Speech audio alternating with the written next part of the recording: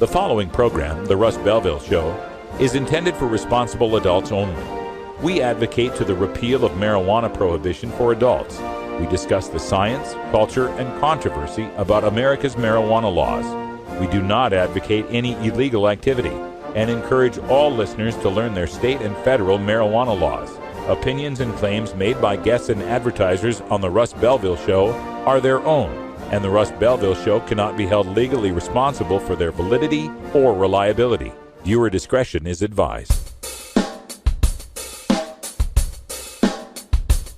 You take a seed, you plant it, you grow it, you dry it, you roll it, you smoke it. You take a seed, you plant it, you grow it, you dry it, you roll it, you smoke it, and it goes down smooth. Hey! Spanning the continent to bring you the truth about cannabis and marijuana law reform. I smoke pot and I like it a lot. From the promise of legalization. And I think that we think it can criminalize our marijuana laws. To the agony of prohibition. One major responsibility is to encourage people to use less drugs. The Russ Belville Show, the voice of the marijuana nation. Yeah, I hear you had a question for me. Now, here's your host, Radical Russ Belville. All right, good day, tokers and tokettes, and welcome to the show. It is Monday, March 31st, 2014, and it's got to be 420 somewhere in the world. It's also got to be a very, very special pair of birthdays to the two people who probably had the most influence on me becoming a professional pothead pundit, and that would be Madeline Martinez from the world-famous Cannabis Cafe. Happy birthday, Madeline. And to my own dad, the rockin' Johnny B, who turned 72 years old today. Thanks, Dad, for everything you've done, everything you've taught me, and all the inspiration you gave me for this career, and, of course, always requiring me to look shit up. Appreciate that, Dad. All right, on today's show, as you know, yesterday, we were down at the Oregon Medical Marijuana Business Conference in Eugene, Oregon. Myself and Brian the Red were at the Hilton, and we got plenty of coverage for you. Lots of video highlights. We still have to cut those up because we can't show you the entire programs there. They kind of want you to go there and see them for yourself, but we will bring you some highlights throughout the rest of the week. But tonight on the Toker Talk Radio Hour, we will give you my presentation in its entirety, Green Rush 2, which I got a lot of great feedback on this one, and I hope you enjoy it. We will show you that in hour 2, Toker Talk Radio. In hour 1, we've got all sorts of great stuff for you, including, as we do every Monday, our visit with Dr. Mitch Earlywine, the chairman of the Normal Board of Directors and one of America's leading researchers on marijuana culture, science, history, and health. That'll be at 1:30, and we'll take your live calls at 971-533-7111 if you've got a question for Dr. Mitch. Also, we will be bringing you, like I said, highlights from the OMMBC. At the 45 after mark, we are going to play our interview with Stephanie Bishop. She's a medical marijuana activist who wanted to talk about the medical utility of BHO, of concentrates. So we had a great conversation about that. You'll hear that at the end of our first hour. And in our behind the headlines segment, we spoke with Sarah Jane from the Oregon Cannabis Industries Association about the burgeoning business world in medical marijuana in the state of Oregon and across the country. So that conversation comes up right after our 420 radio news. And in the headlines today, DC has decrimmed marijuana. Virginia shows a poll with overwhelming support for medical. New Jersey prosecutors want to legalize. Idaho authorities are profiling Colorado license plates. And a California woman will get her marijuana returned from Arizona. All that's coming up on the Russ Belville Show.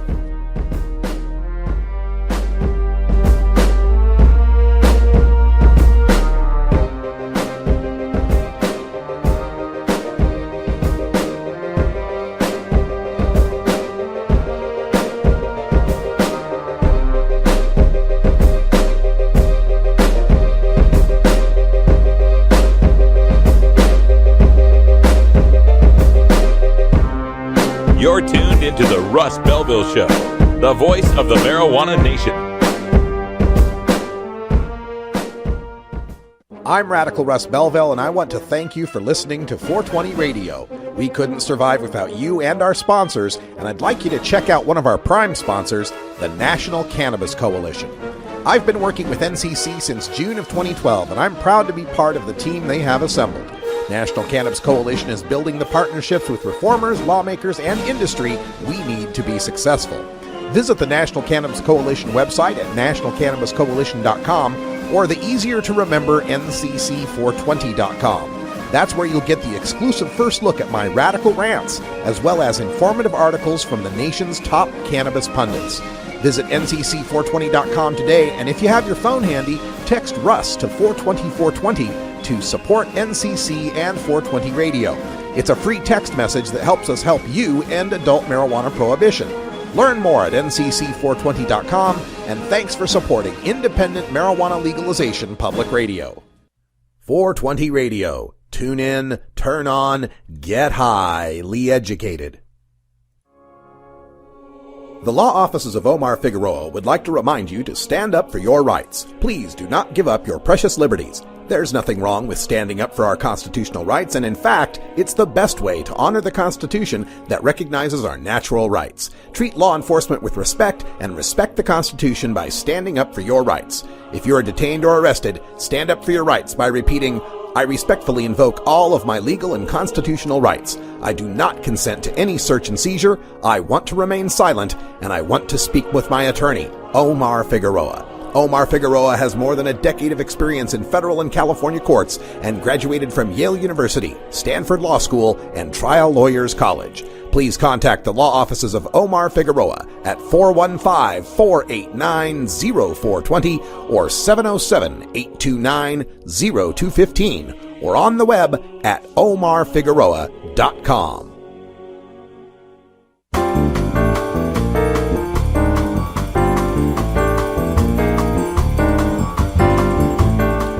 This is your 420 Radio News for Monday, March 31st, 2014. I'm Russ Belville. D.C. marijuana decriminalization bill signed into law from normal.org. This afternoon, the Simple Possession of Small Quantities of Marijuana Decriminalization Amendment Act of 2013 was signed by the mayor of the District of Columbia after being approved by the City Council in a 10-to-1 vote. This measure amends the punishment for the possession or transfer of up to 1 ounce of marijuana from a criminal misdemeanor punishable by up to 6 months incarceration and a maximum fine of $1,000 to a civil violation punishable by a $25 fine, no arrest, no jail time, no criminal record.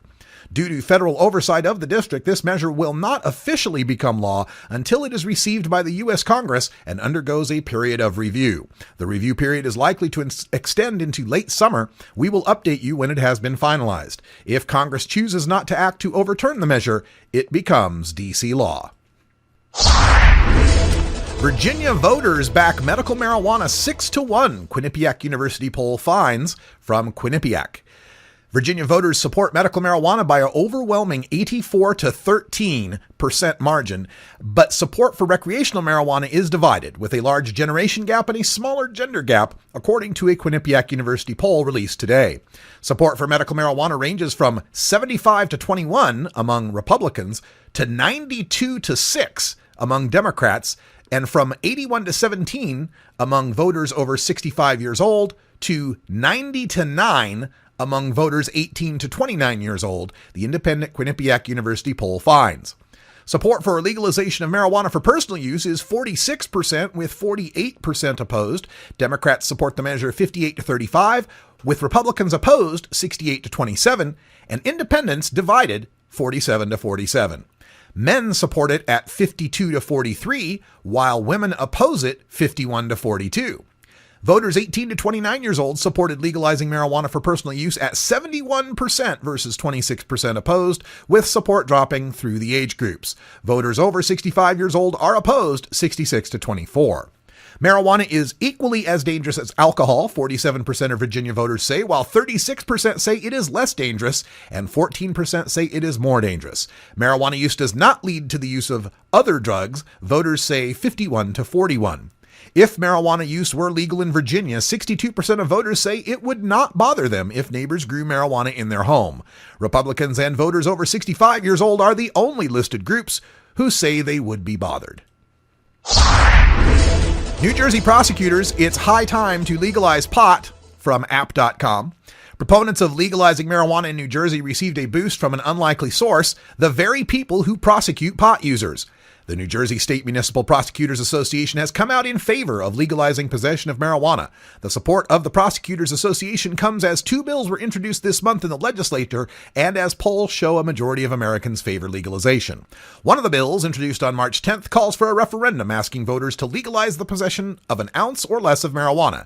It is sponsored by Assemblyman Reed Gascoria, a Democrat, and Michael Patrick Carroll, a Republican.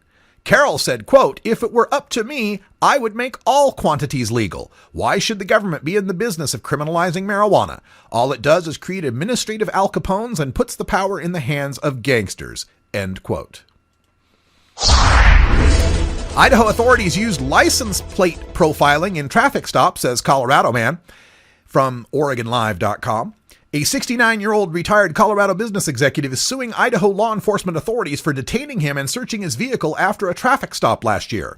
Darian Rawson filed a lawsuit last week in U.S. District Court in Idaho. He accuses local and state police of, quote, license plate profiling, end quote. Colorado is one of 2 states with legal recreational marijuana programs.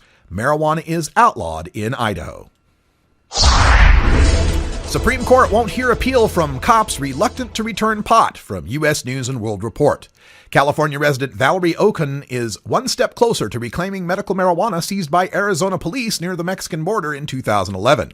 The U.S. Supreme Court declined Monday to review state court rulings that found Okun is entitled to the return of her marijuana, currently held by the Yuma County Sheriff's Office. Arizona's medical marijuana law, ratified in 2010, allows reciprocity for out-of-state medical marijuana patients, but the Sheriff's Office argued returning the drug would violate federal law.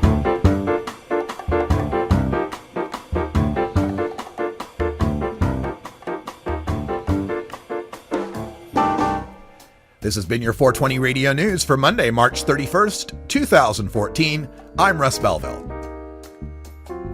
When we come back, we'll give you exclusive coverage of the Oregon Medical Marijuana Business Conference yesterday in Eugene, Oregon, and an interview with the Oregon Cannabis Industry Association's Sarah Jane.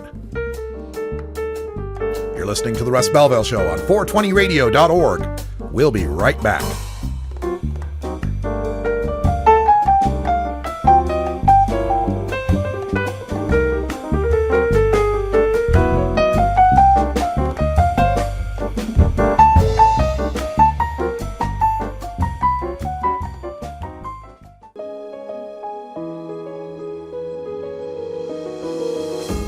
Cannabis Outreach Collective is an alternative health and wellness option located in Gladstone, Oregon, that serves patients in the Portland area and beyond.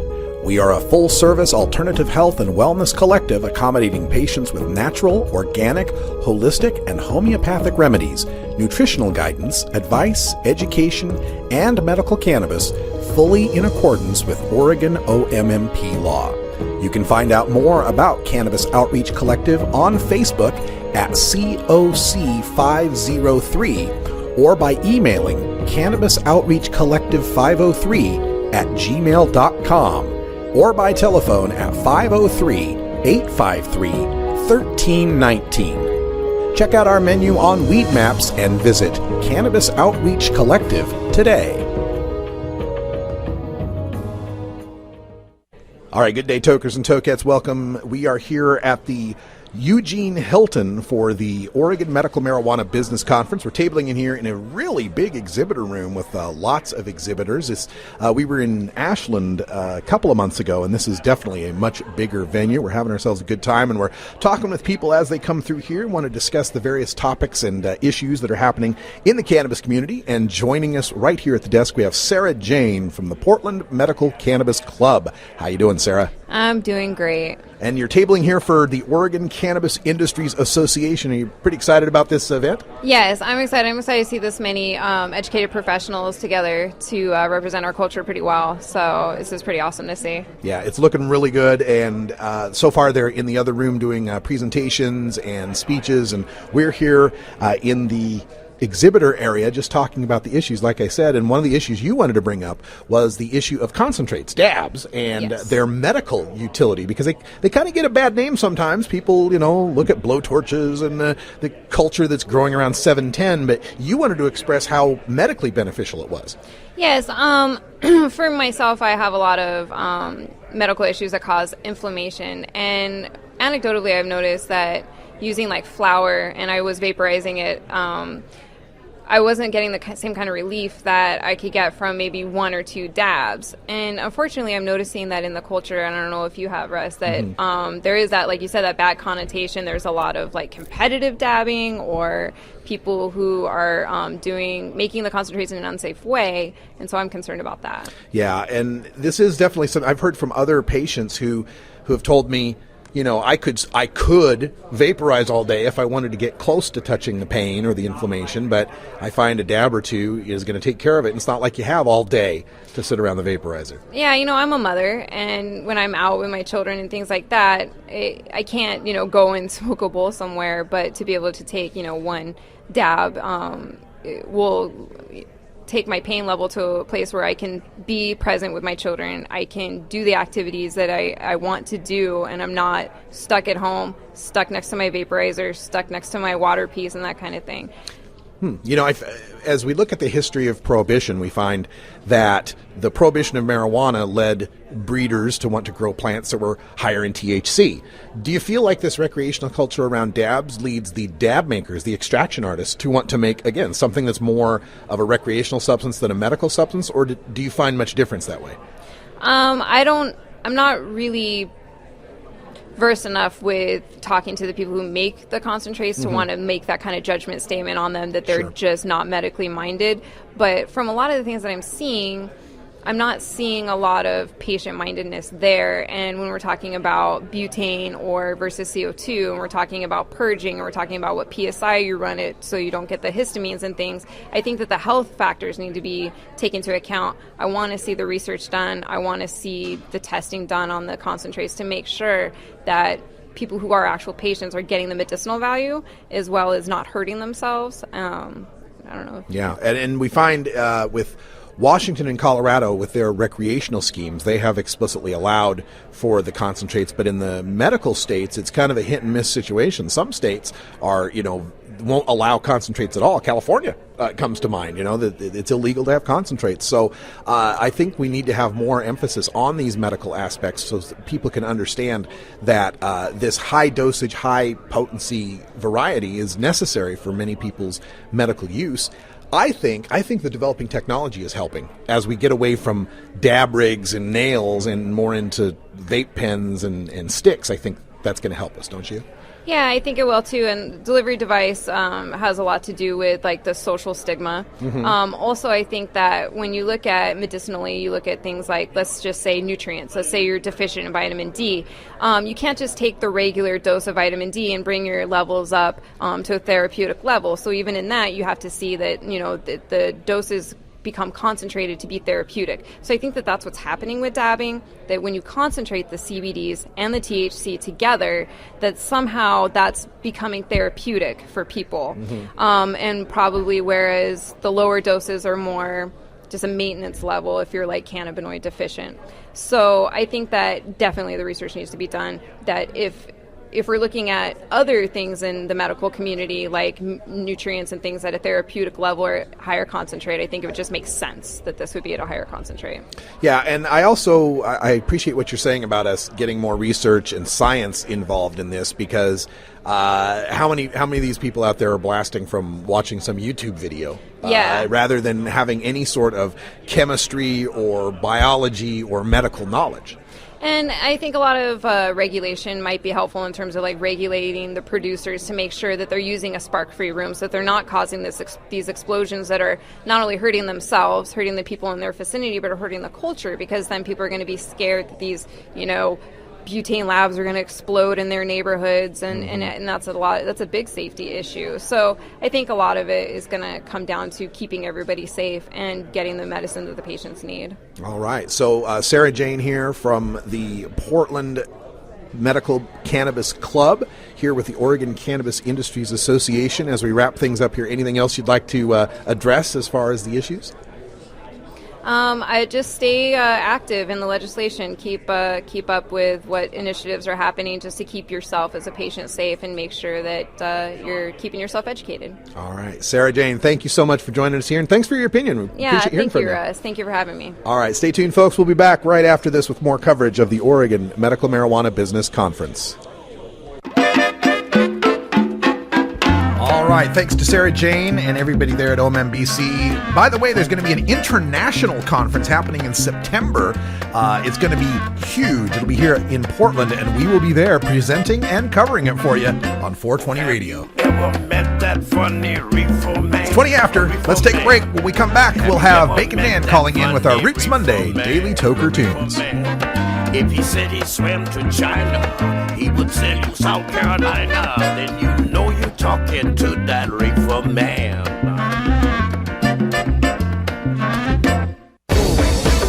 Let him bring in the beat.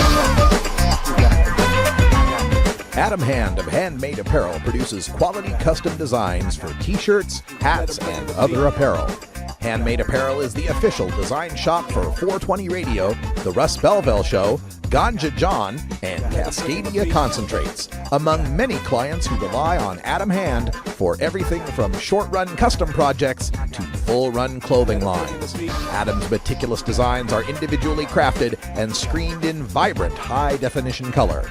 Visit handmadeapparel.biz to browse the selection of handmade gear or to get a personal quote for your own designs. Handmade Apparel, a proud supporter of 420radio.org.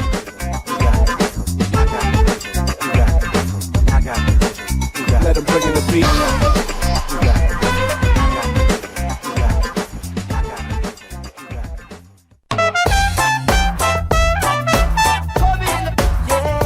Support the Russ Belville Show. Text the word Russ to 420-420 and connect with the National Cannabis Coalition. You can also send $10 to the Russ Belville Show right from your smartphone. That's Russ to 420-420. In the afternoon, if I'm home, I smoke marijuana. You're listening to Radical Russ on the Russ Belville Show. Marijuana, yeah, yeah. Oh, I got my ganja.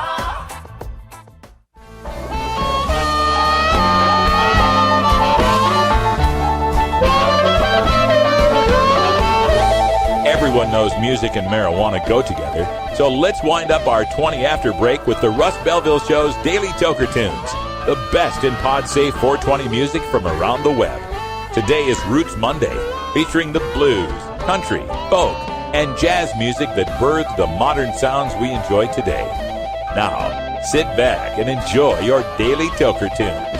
Welcome back, everyone. 23 after the hour, and we're back here in Portland, and we're speaking with Portland's favorite cheerleading resident, the biggest fan of Portland ever, Bacon Dan's on the line. How you doing, Dan? I'm doing great, Russ, man. How you doing? I am learning that in my older age, I can't drink as much as I used to. That's what I'm learning. It's not a good thing when you leave your debit card at the bar. That's always a bad sign. Yeah, that's not good. Yeah, that's a sign. That's a sign for an intervention, man. Somebody needs to step in here. How was your weekend, Dan? Oh, it was good. I relaxed. I smoked. It was, I drank. It was just a true Portland weekend, man. Right on. Hey, I got a note from Ed Foreman. Apparently, he wants to have me on the show before 420. So it looks like we'll be working together on that. Oh, very cool. Yeah, this whole month is going to be a tribute to late night on the Ed Foreman show. So it's going to be pretty interesting. It's going to be tributes to all different types of late night through the 60s up till today. So it's going to be fun. Oh, right on. So I'll be glad to be a part of that. We'll do that on Tuesday night, and then we'll start our road trip across the country to get to Denver for 420. So it'll be a perfect send-off. All right, for today's Daily Toker Tunes, I've been liking the direction you've taken this, Dan, over the past few weeks. We've been getting deep into my 70s FM album rock collection. So tell us about today's song. I'm glad to hear, man. You know, today we're going with Dr. John, which for anybody who's ever seen my tattoos, you'll see the red voodoo skulls all up and down my arms is definitely a tribute right to Dr. John. This is from his 1970 album, Remedies, which is in itself a kick-ass album. And this song, I've always loved this. Even when I was a little kid, I thought it was kind of weird that, this little weird shaggy-haired dude would be into someone like Dr. John, but this music always just spoke to me, and yeah, it's just this is a true Toker tune, man. All right, here it is, Dr. John with What Comes Around Goes Around on your Roots Monday Daily Toker Tunes. Check the post out at 420radio.org and follow Bacon Dan on there for all of these tunes. Thank you, sir.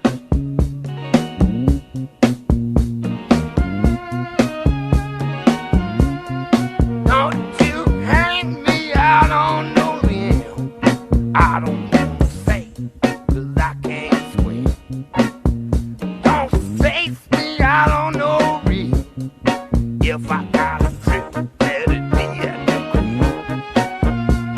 I don't want no excuses. I wanna see some results. Don't you try and cut me out. Girl, let me check your pulse. Hey, what goes around, comes around, what goes around, goes around, what goes around, comes around, and what comes around, goes around, and the way it goes up, the way it drops down, down, down, down.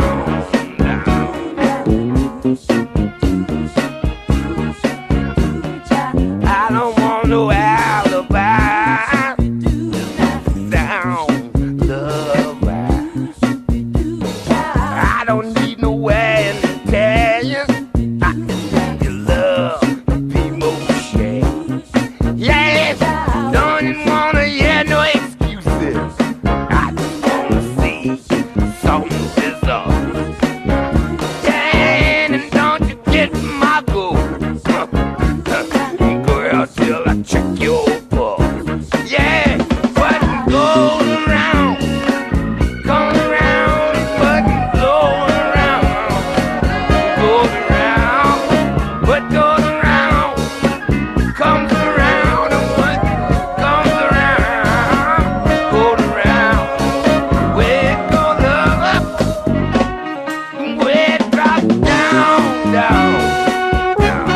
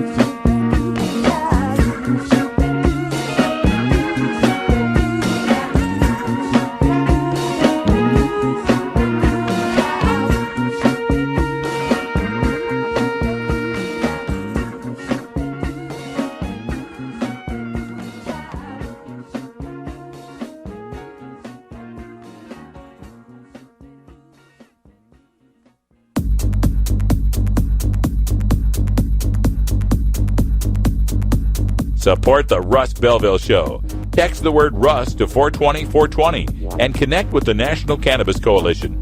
You can also send $10 to the Russ Belville Show right from your smartphone.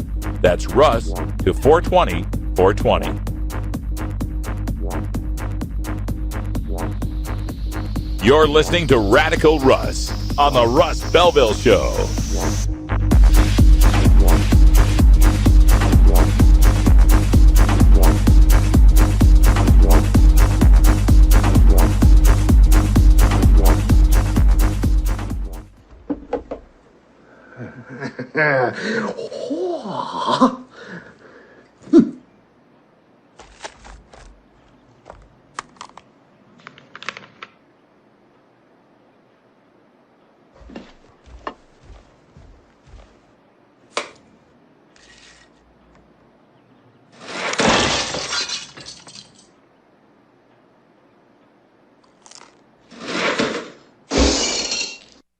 Drug Truth Network, Century of Lies, starring Dean Becker from Houston, Texas. Mondays at 7 a.m. Pacific on 420radio.org.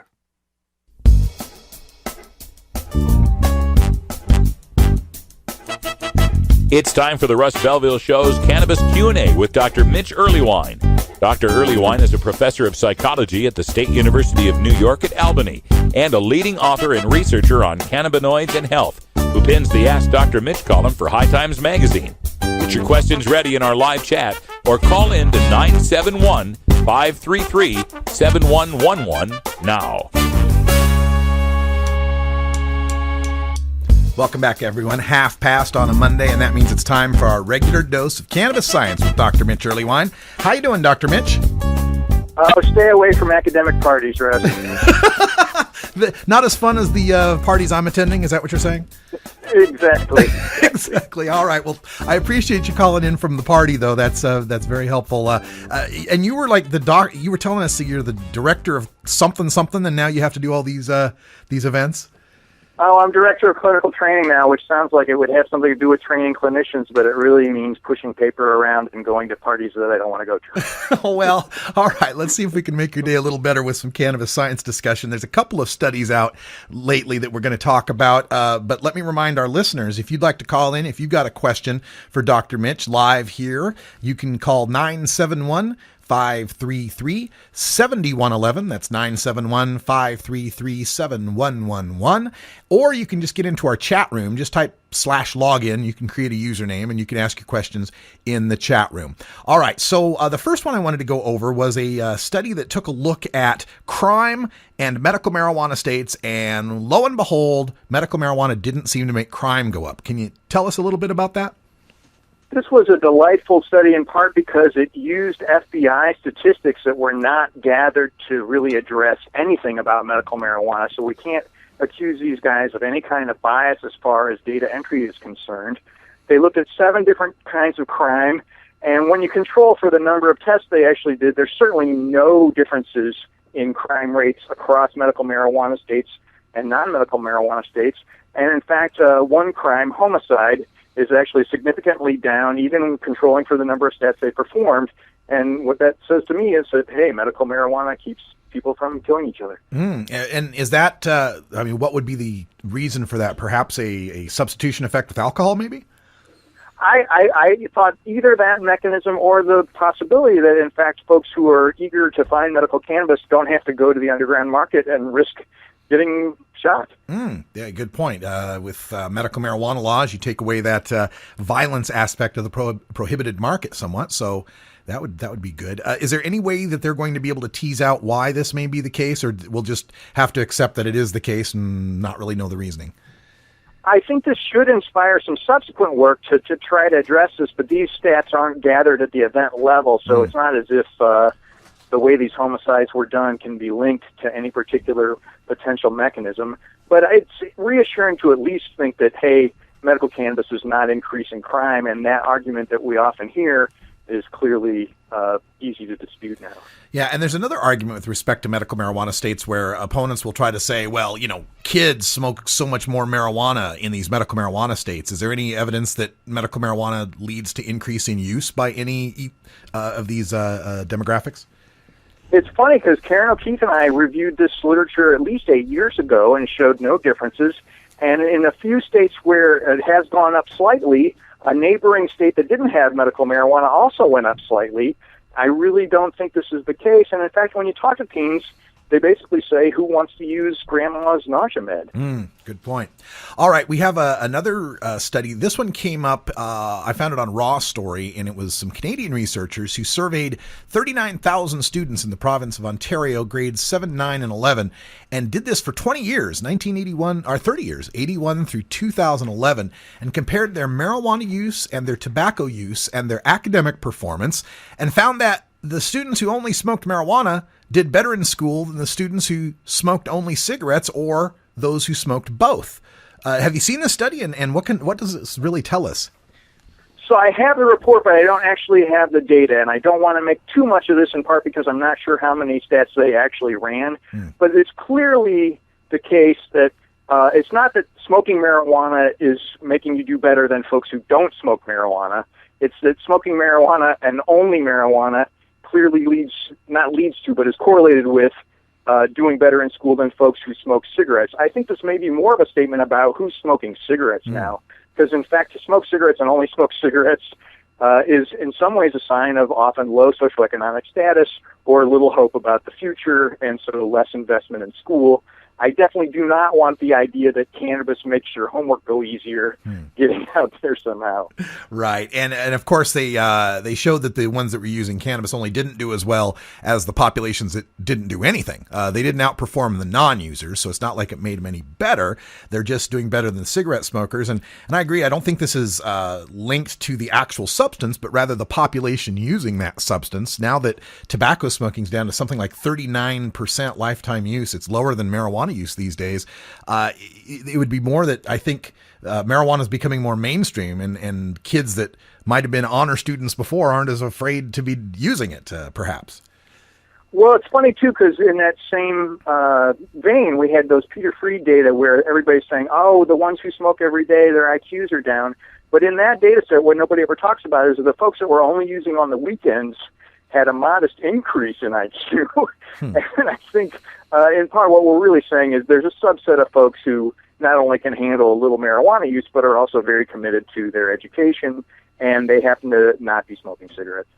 You know, we talk a lot about marijuana is safer than alcohol, and I just reported today a Quinnipiac poll from Virginia, and it found something like 47% of the people thought marijuana and alcohol were equally dangerous, and then another 36% that found marijuana was less dangerous than alcohol.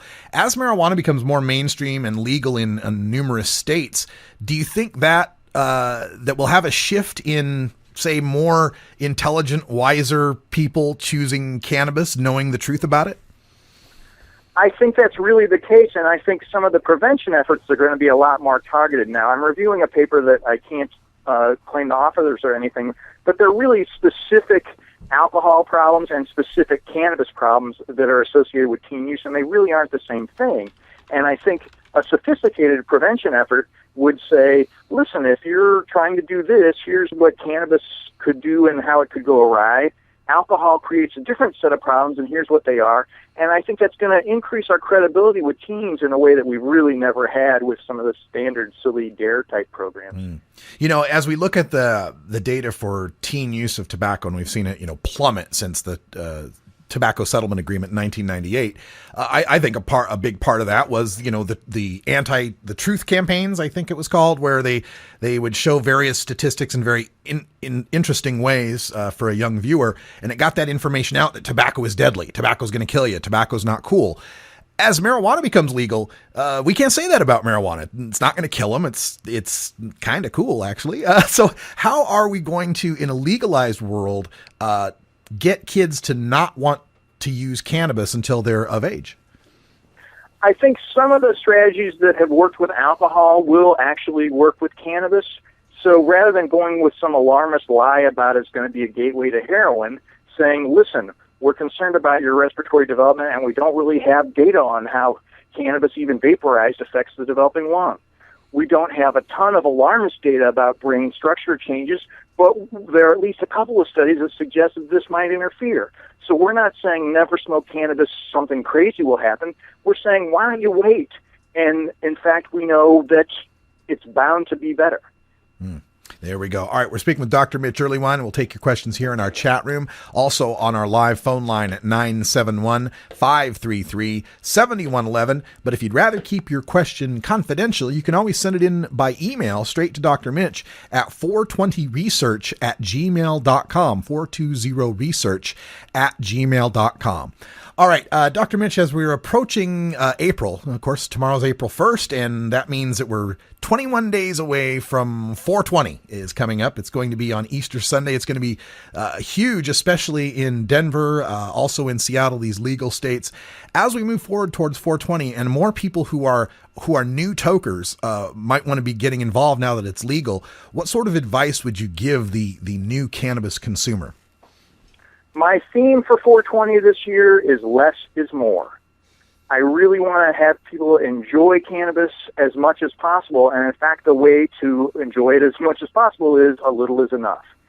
I'm apprehensive about folks who are new users turning to edibles right away because it can be deceptive.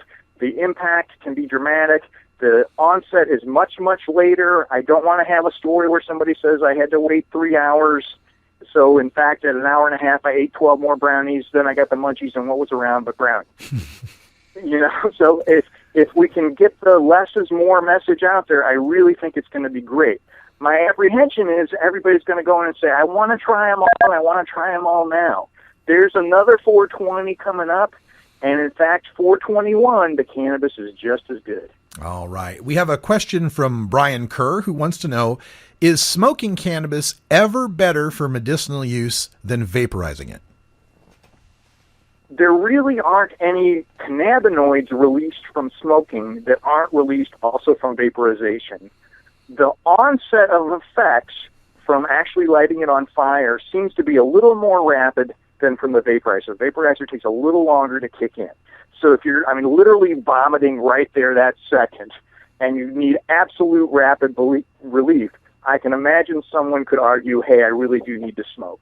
But otherwise, there's really no reason that I can think of where smoking would be better than vaporizing. That's an interesting point. The only, as I saw the question, the first thing that popped in my mind would be, well, if you don't have the electricity or the device to vaporize with, the joint is pretty portable. But other than convenience, I couldn't have thought of any reason why, like you say, when we burn cannabis, we're actually destroying a lot of the cannabinoids in the combustion process, aren't we? And you lose a lot more to side stream smoke that you wouldn't lose in a vaporizer. Yeah, and as expensive as it can be in some places, you might want to invest in a vaporizer just as a cost-saving measure. Has anyone ever, determined how much it would stretch your bud, so to speak, if we were doing that? It was just an aside, but Nicholas Von Damme and I have a paper about the vaporizer that showed that basically the folks saved about a third on their pot bill under those circumstances. Fantastic. All right, we have a call-in question here from the 407 area code. You're on the air with Dr. Mitch. What's your question? Hey, this is Brent D. from Florida, and we're getting ready to, of course, become a medical state here pretty soon in November. But my question is I hear there's a ton of information out there about how the therapeutical benefits of cannabis on a lot of physical ailments and whatnot. But my question is, what about the mental illness? So I just got a paper accepted on cannabis and PTSD, just suggesting that folks who use it, who have the disorder, claim that at least 2 subsets of symptoms seem to benefit. It's not my treatment of first choice for PTSD, but that's definitely there. Some of the hyperarousal associated with that disorder is there. For bipolar disorder, Lester Grinspoon has published 12 individual case studies, and I think you have to be super careful. But basically, if you can have an indica at night to make sure your sleep stays steady, you do fine. But if you accidentally get a sativa late and get your sleep out of whack, it actually can induce a manic episode.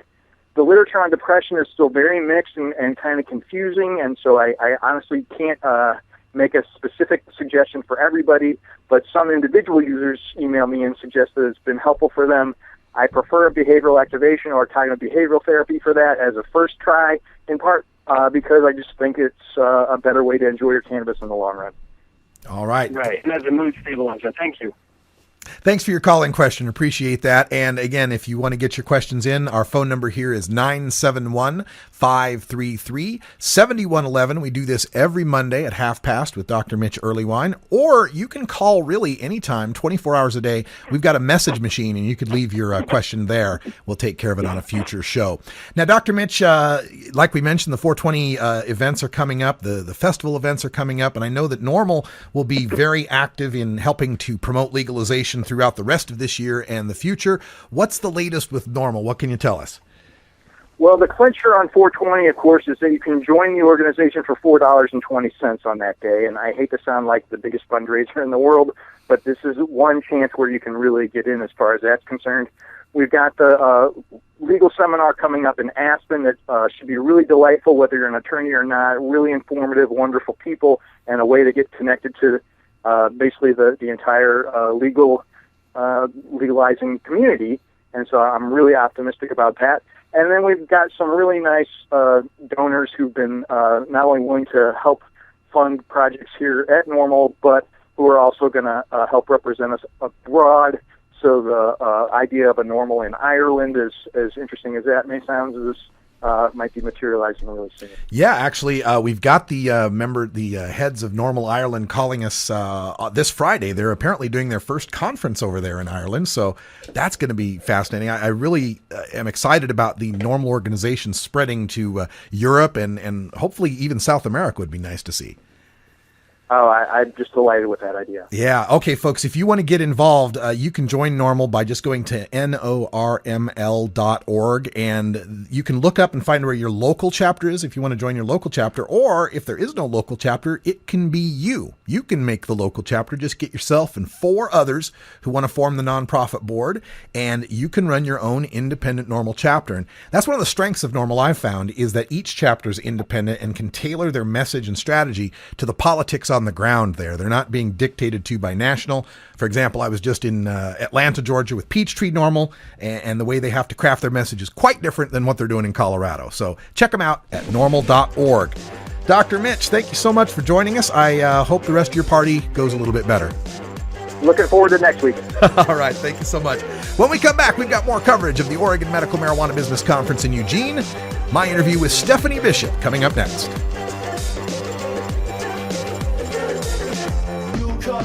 You smoke trees till you get what you need now. Designer drugs and minted smokes to get through the day. You always get them so high. We'll be right back after these messages from our 420 friendly sponsors.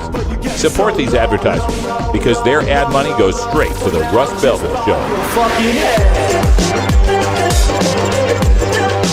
You're tuned into the Russ Belville Show, the voice of the marijuana nation.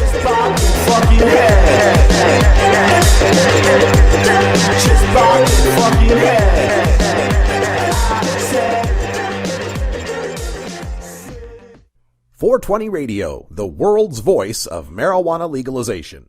My name's Davey, and I want to tell you about my friend, Glitch. He's done some pretty dopey things, like rollerblading down a roller coaster. He even thought he could be a pro wrestler. Then he thought he could fly. And once, some kids tried to get him to do drugs. Beat it! I've done some dopey things, but I'll never do dope. Drug-free's the way to... Welcome back, everyone. It's the noontime hour here at the Oregon Medical Marijuana Business Conference at the Hilton in Eugene, Oregon, and I'm joined at the desk here by Stephanie Bishop, who's an activist and the head of the OMMP Cup here in Oregon. Hi, Stephanie. Welcome back. Oh, it is always a pleasure to hang with you, Mr. Russ Belville. Oh, gosh, that's so nice to hear. Thank you so much. All right, so at this event here, we're learning a lot about the business aspects of this. What do you think about it so far? You know, I'm really glad everybody came together here because, you know, I find that when there's a lot of changes being made in a market or in the movement, that there's a lot of rumors that go around. And, man, I just watched 350 people go, what? What? On lots of different points. What were some of them? Everybody thought that there was a limit on the amount of licenses that they would give out here in Oregon, and there's not. Nope. And then on the medical marijuana medibles, which I don't think this is going to fly at all. There's too many patients out there who absolutely do not smoke marijuana as medicine. They have to eat it. There are epileptic patients out there. They don't smoke. They eat. There are 90-year-old people with lung cancer. They got to eat it. They can't smoke it. It's just not going to fly. But and what is it that's not going to fly? In case the people they're not going to be able to put a ban on medibles here. Right. That, if you don't know what they've done, this preliminary rule is they're trying to make a rule so that it keeps it away from kids. So nothing that would be attractive or sweet or tasty for a kid. Well, what? Adults have to eat crappy medicine? Well, and beyond that, let's look at you. Sure, I agree with you. I have 4 kids, so I understand that. A couple of them are teenagers, and it just doesn't go past little kids. It goes to teenagers too. Sure. But here's the thing. You don't have to make that packaging look like candy. Hey, you don't even have to see what's in the packaging. Sure. In California, in some places, what they're doing is they've got the the perforated packaging that is not see-through. Right. And it has simply, a green logo on it that doesn't look like candy or that it came from a candy store at all. In fact, it has medical stuff on it, and that would make someone inclined to say, okay, this is medicine. But instead of saying, let's set those standards here in Oregon, right, they've decided to try and say we're not going to do it at all. And right, that's not acceptable for patients. That is not safe access now. And that's what we've been fighting for all these years. Sure. And if there's one thing we've learned, it's that prohibition doesn't work. No. It's not like patients are going to stop using medicated edibles that taste like brownies or cookies or whatever. Right. It's just instead of it being in an opaque container with measurements of what is in it and who made it and guarantees that there was rules followed, it's going to be wrapped in some wax paper that somebody made in their kitchen. Well, in the somebody made in their kitchen thing, we've moved away from that. There are commercial kitchens out there that you can rent by the hour, and the bakers are starting to move over into that. So why can't they be trusted to move over into proper packaging? Yeah, the weird part about it is we start to cross all these boundaries of which regulatory agency controls what, where you've got cannabis, which is under the Oregon Health Authority medical marijuana program, and then you got food handling, which is a whole other thing. Yeah, and it's an important thing because, I love medical marijuana brownies. They are very helpful. They're medicinal. But I don't want to eat one that some kid handed me in some cellophane that he made in his own kitchen. I just don't want that. I want it to look like it came from my pharmacist. Even if it's not allowed to be given to me by my pharmacist, that doesn't mean it doesn't have to look like it's coming from a pharmacy, right? Right. And it's going to take a while, I think, before regulators and legislators understand that, no, prohibition is what we're getting away from. And if you really want this to work, you really want to protect kids, you really want to protect patients, you want regulation, and you want buy-in from the community that kind of knows what's going on the ground. Yeah. I think sometimes they make these rules without having no idea what the world is like. Yeah, no, I find that in every market. We travel around and we bring the news and the information from all these different places as activists. Mm-hmm. And then we come back and we report on that. We get this very good perspective of what's going on. We have a very balanced view. Sure. But when you're isolated in one market and you don't know what's going on other than the Google news feeds in other markets, you tend to get a little isolated and crazy. Yes. And I feel like that's here. But these people showed up because they are committed to providing safe access to Oregon medical marijuana patients.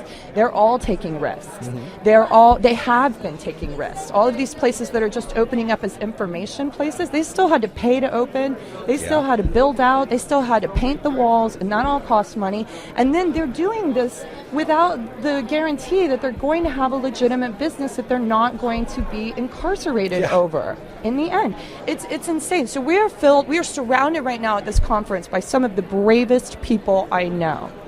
Bravest people. But people with children, people with small children.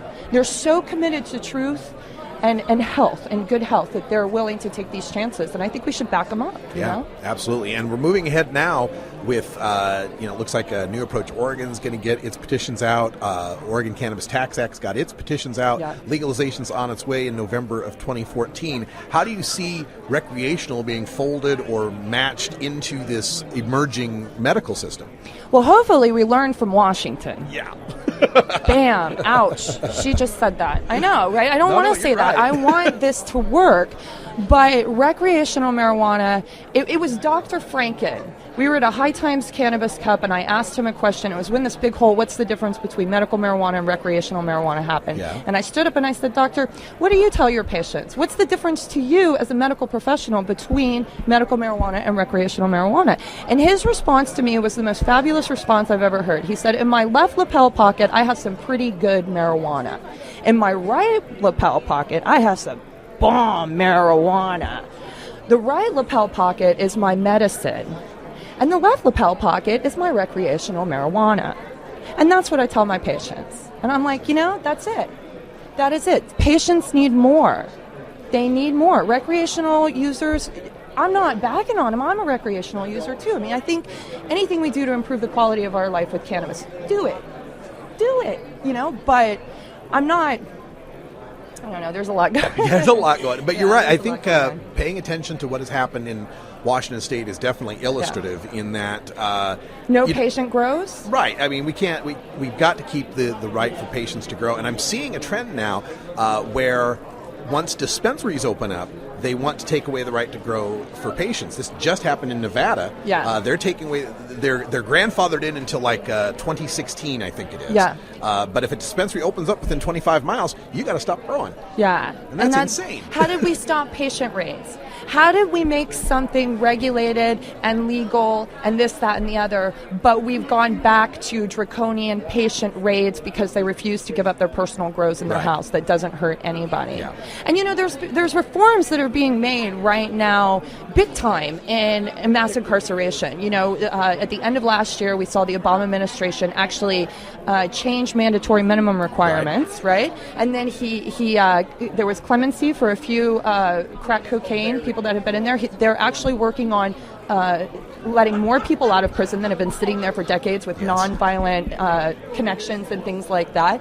And so, they're making reforms over here because incarceration costs so much. It costs taxpayers $36,000 per prisoner per year to keep them incarcerated. And if they didn't kill anybody, if they didn't, maim anything, if there was no violence whatsoever in that crime, is it morally responsible for us as citizens to allow them to be incarcerated on our dollar? Yeah, I would say not. So we didn't change that. On the one hand, we've got a medical marijuana program and we've got recreational, but that we'll still have patient raids going on, and people will still be thrown in jail for a plant. Yeah. So, and it's time that we move beyond and we get to the point where people, adults, are just allowed to grow some plants for themselves. If they're not trying to open a business, they just want to grow zucchini or strawberries or cannabis. It doesn't matter. You should be able to personally grow your own. Well, we all really miss Gatewood Galbraith. Oh, he was such a great, but he really said it best, and I will quote him because I love it so much. He said that the prohibition of marijuana represents the government overstepping its boundaries and regulating public behavior, because now you're telling us what plants to put in God green earth to grow, what seeds to plant in God green earth to grow. And that is true. And that is why the battle to end prohibition will never stop. It is about sick people. It is about this. But it's also about public acceptance of something that does not cause public harm. It's about us being able to maintain control over our constitutional rights, regardless of whether the fact that we smoke pot or not.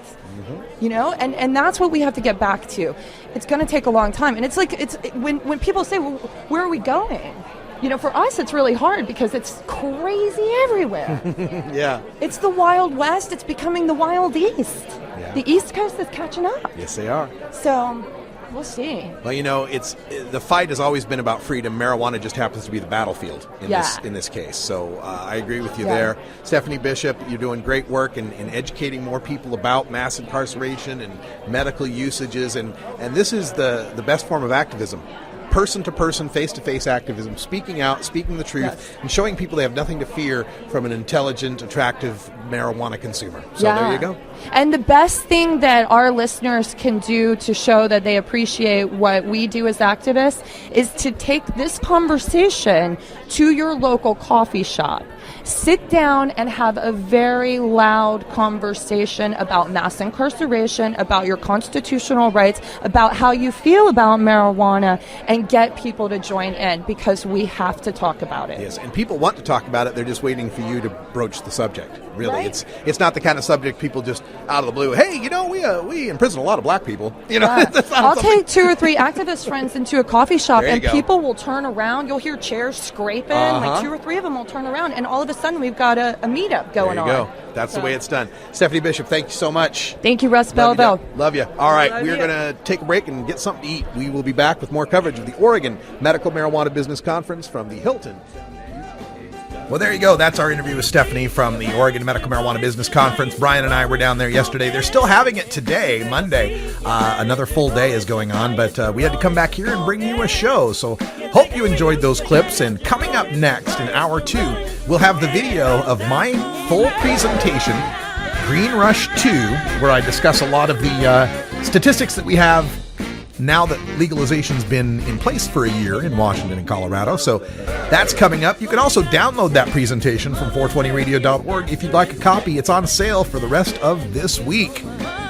All right, that's it. Thanks for joining us. When we come back in hour 2, we'll talk a little bit about the coolest cubby hole ever and Brian the Red and his brethren, Rocker T. For Brian the Red, I'm Radical Russ. Thanks for joining us, and until next time, take care of each other, tokers.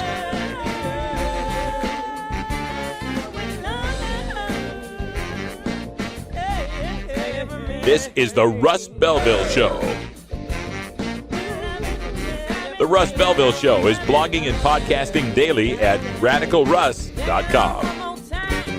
You take a seed, you plant it, you grow it, you dry it, you roll it, you smoke it. You take a seed, you plant it, you grow it, you dry it, you roll it.